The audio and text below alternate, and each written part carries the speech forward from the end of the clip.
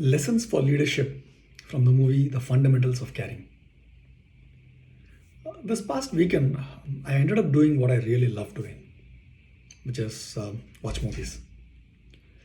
One of the movies that I watched was the 2016 movie The Fundamentals of Caring, featuring the unassuming Paul Rudd. The movie was based on a book. As the movie title says, the movie is about someone who takes on the job of a caregiver to a young man, played by Craig Roberts. The young man suffers from Duchenne muscular dystrophy. He has also followed the same schedule, eat the same food for his entire life.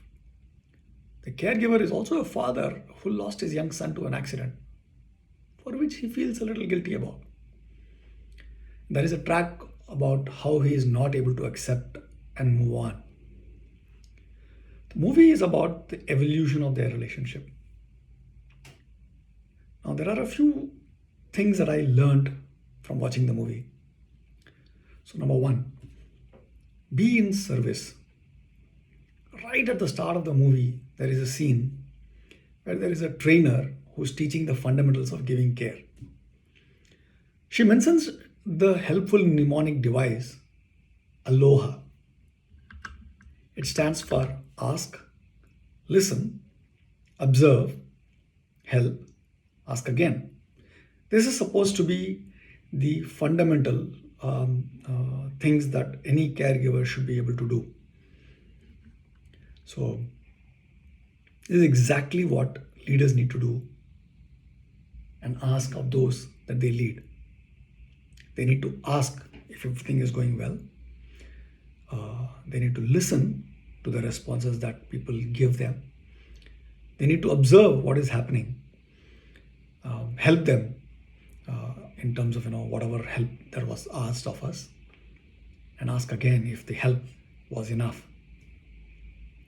As leaders, we need to ask our followers about how they are and things like that. So one of the sentences that I lead with when someone reaches out to me is by asking, how can I help or support? Then I shut up and listen and observe the response. Based on what is being asked of, go ahead and help. Most of the times, all the help that someone needs is someone to listen to them. Other times, they already know the answer and what they need to do, but they just need a leader to validate it. And we can do so by asking clarifying questions. One of the questions that I have found very useful is to ask, what do you think needs to be done? Or some variant of that. Usually, they know the answer, but for some reason are sitting on the fence with their answers. Just our listening and asking these questions pushes them over the fence. And that could possibly be the best way that we can help. Other times, we might need to dig into our experience and help. Sometimes we ourselves might not know or are sure of how to help. In that case, we need to roll up our sleeves and put in the effort to find the answer together and involve anyone else that needs to be involved. Once we finish helping them, rinse and repeat. Second learning, care, but not care too much. So the next advice given to potential caregiver is about care, but not care too much. This is what spiritual leaders around the world have been advising us for millennia.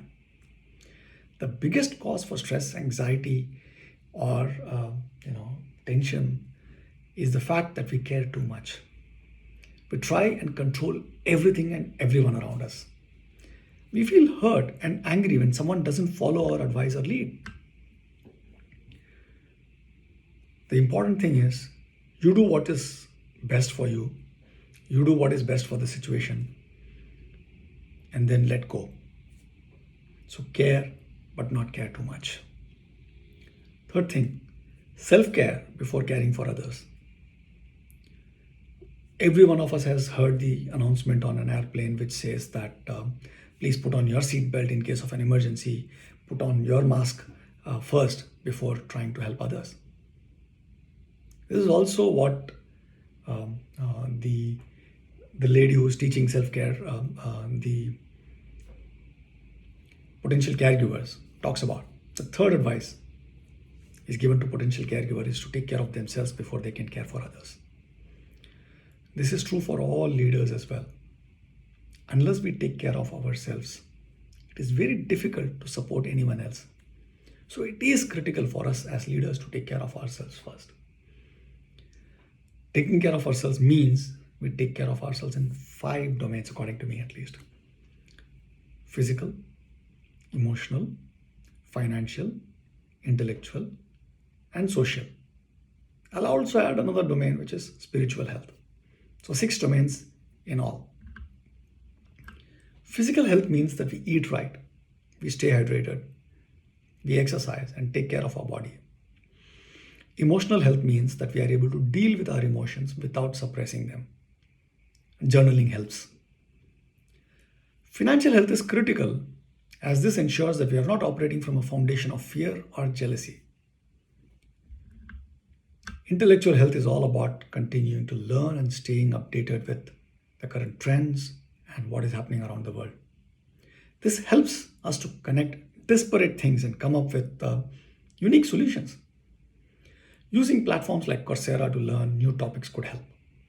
Getting mentored, coached, or following someone you admire could help as well. Social health is all about having friends inside and outside of your work. This is also about building a network across the organization and in the industry that we work in. Volunteering for social causes that we believe in or attending industry conferences could help as well. Spiritual health is all about being and staying grounded. You don't need to be religious in order to be spiritual. This can be achieved by practicing meditation or mindfulness. If this seems too much, simply using our breath to ground ourselves in reality would help as well. Fourth, learning. Exploration is good. A pivotal point in the movie is when the caregiver convinces his ward to go on a road trip to visit and experience life as everyone else experiences it.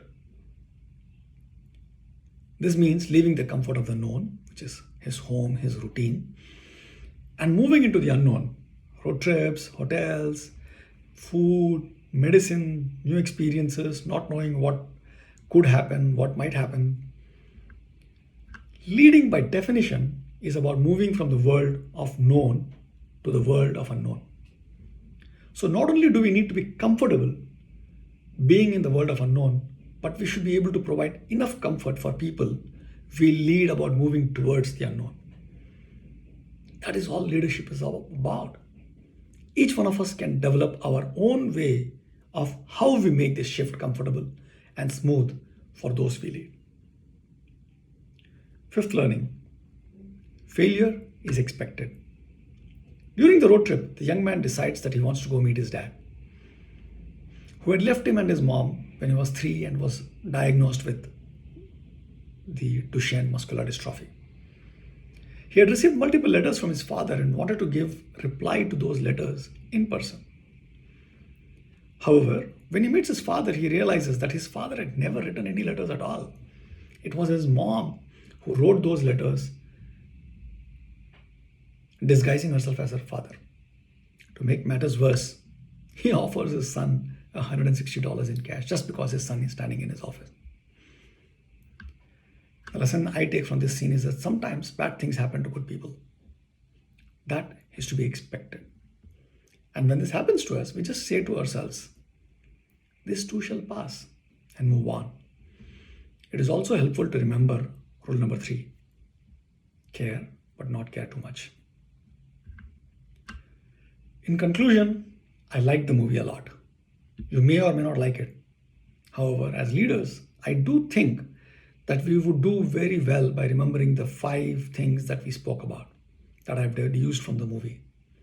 If you happen to have someone at hand and are in the mood for watching a movie, you can catch this movie on Netflix, streaming at a screen near you. Until next time, peace.